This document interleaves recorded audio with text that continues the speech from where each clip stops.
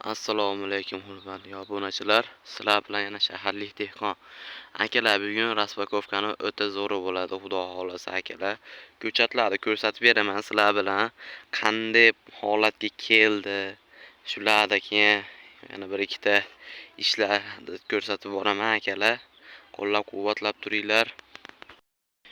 Yana keyin akalar hozir ko'chatlarni klubga olish jarayonini ham bir qator bir ko'rsatib beraman. Qanaqa ko'chat, kimdan olingan, necha pulga olinganlarini ham bir qator bir aytib beraman. Akalar, mana ko'rishinglar mumkin ko'chatlarimizni. Sizlar bilan oxirgi marta adashmasam akalar shu sepgan jarayonini olib berdim. Undan u yoqqa vaqtim bo'lmay qoldi olishga akalar. Shu holatga yetib keldi mana. Ko'rishinglar mumkin. Xo'p, akalar, sizlarga aytganimdek shu qimmat urug'larimiz. Xo'p, bu qimmat urug'larimiz qanaqa qimmat urug'larimiz? Turkiyaning eng zo'r Bursa genetika firmasining rozviy o'suvchi pomidorlardan biri.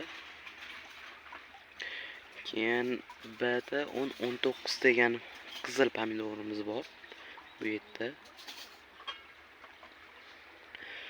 Undan keyin Gollandiyaning Legend degan pomidorisi ham bor akalar bu yerda.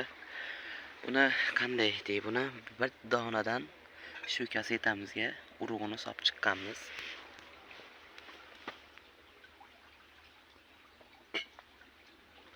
Shu ko'rinishga keldi akalar.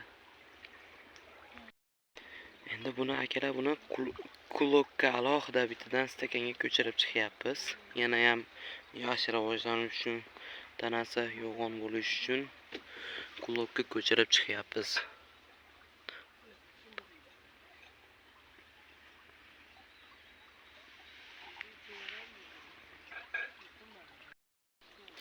Xo'p, kulokka ko'chirish jarayonlari akalar.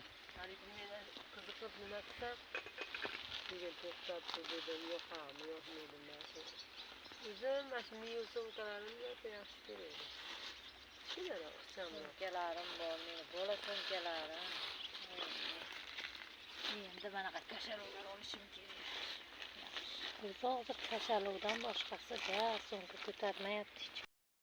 Xo'p, akalar, birinchi hozir ko'rsatgan ko'chatim, bu qimmat ko'chat dedim.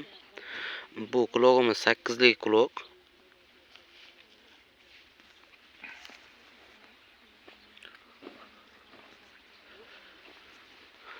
Bu quloqlarimiz mana undan sal kattaroq.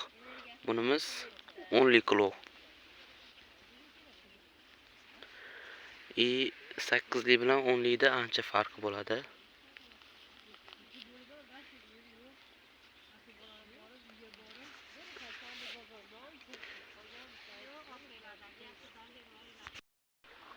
Akalar, shunaqa joylar kelib, damda olib, suv bo'yida qo'l bola o'zimizni ancha oshlarda qilib o'tirishga nima yetsin akalar.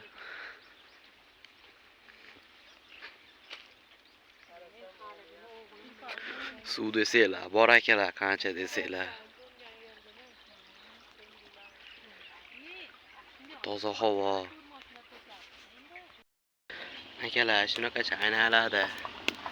Shunaqangi o'tirlarda choylar qaynatib ichishga nima yetsin. Akalar, oshlar nima deyapti? Ancha oshlar. Bitta nimada oladi.